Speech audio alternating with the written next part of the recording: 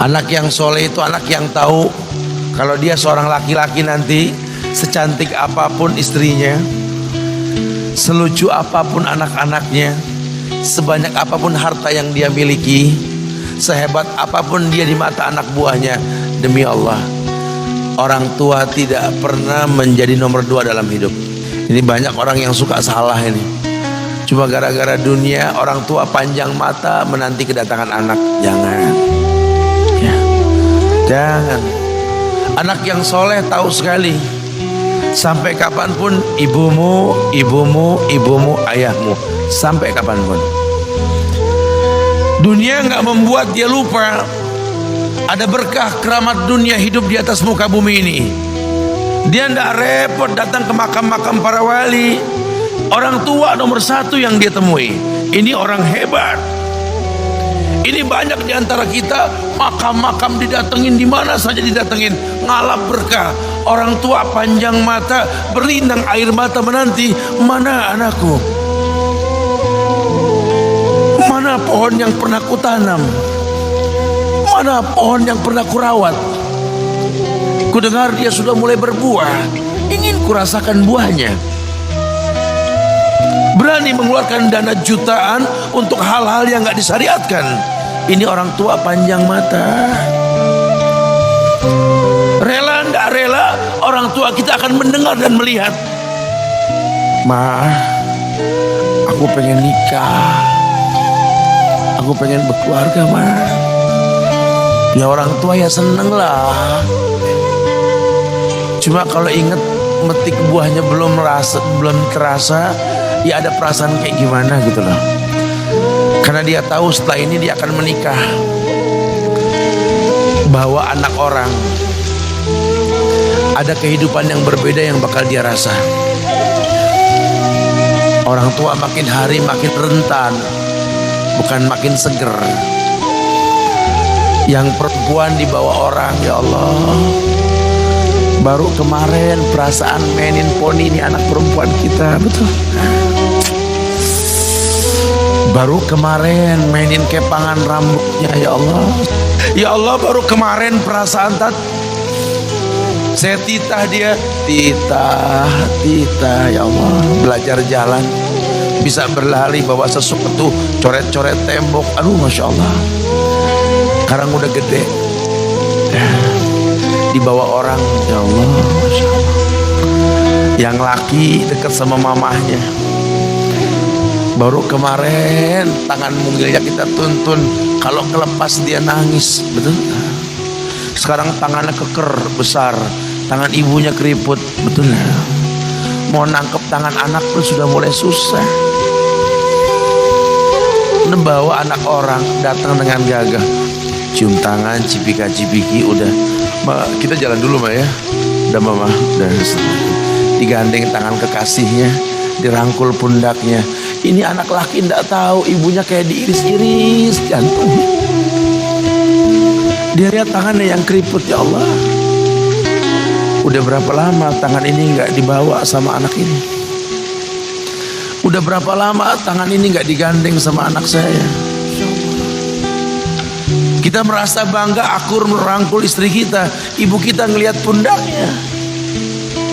Udah berapa lama pundak ini nggak dirangkul seperti itu, ya Allah. Dulu aku berdandan secantik-cantiknya, ku dandankan anaknya, ku bawa di hadapan kawan-kawanku bangga. Lihat anakku. Tapi dia tidak pernah berdandan rapi membawa aku ke hadapan teman-temannya. Lihatlah ibuku. Ibunya sudah kebayang, ya Allah, ini anak bakal minta nikah sebentar lagi. Yang wajar kalau orang nanam pohon pengen metik buah, wajar. Ini buah belum terasa, pohon sudah mau dibawa. Kebayang tidak? Ya Allah. Mulai dia kebayang. Sehingga rasa-rasa seperti ini menjadi tumpukan rasa di hati orang tua kita, yang nanti pada akhirnya dia pun bakal kembali ke hadirat Allah, kita pun bakal kembali ke Allah, betul? Sementara yang namanya kemuliaan datang dengan cara sabab yang benar. Ridallah fi ridal walidain wa sukhtullah fi sukhtil walidain. Ridha ya Allah ada di ridha orang tua, murkanya pun sama. Karena semua ibadah yang dia lakukan berujung pada surga. Dan yang paling gampang ketika dia mau menaklukkan dunia, demi Allah, berkah orang tua dulu yang dia ambil. Ini dirasa oleh orang mulia yang Nabi katakan, innahu min ahlis sama, innahu min ahlis sama. Manhu? Siapa dia? Sahabat manusia yang pernah hidup zaman sahabat tapi nggak ketemu Rasul, yang bernama Uwais Al-Qarni, pemuda miskin pengembala kambing di negeri Yaman. Padang tandus yang dia tinggal di situ, yang dia kesampingkan hidupnya untuk ibunya, untuk ibunya. Tidaklah terucap kalimat satu yang ingin ibunya pengen, kecuali Uwais pasti akan melakukannya apapun, dan ibunya cacat. Apa kata Uwais? Tidak akan pernah terlontar kata dari mulut ibuku kecuali kan kulakukan yang dia inginkan. Masya Allah. Ibunya cacat dan dia menomorduakan diri, yang penting orang tuanya dulu. Hingga satu waktu ibunya berkata, wahai Uwais, ibu sudah tua. Andai kematian mendatangi ibu, ada beberapa keinginan yang ibu pengen merasakan keinginan tersebut. Mungkin enggak ya? Apa bu? Katakan. Ibu pengen haji. Bengong Uwais, ya Allah bu, ini Yaman, Hadramaut, yang sekarang saja pesawat itu bisa 3 jam menuju Saudi itu, 2 jam lebih lah menuju Saudi. Ini lebih jauh lagi, kebayang berapa ratus kilo, berapa ribu kilo nggak tahu.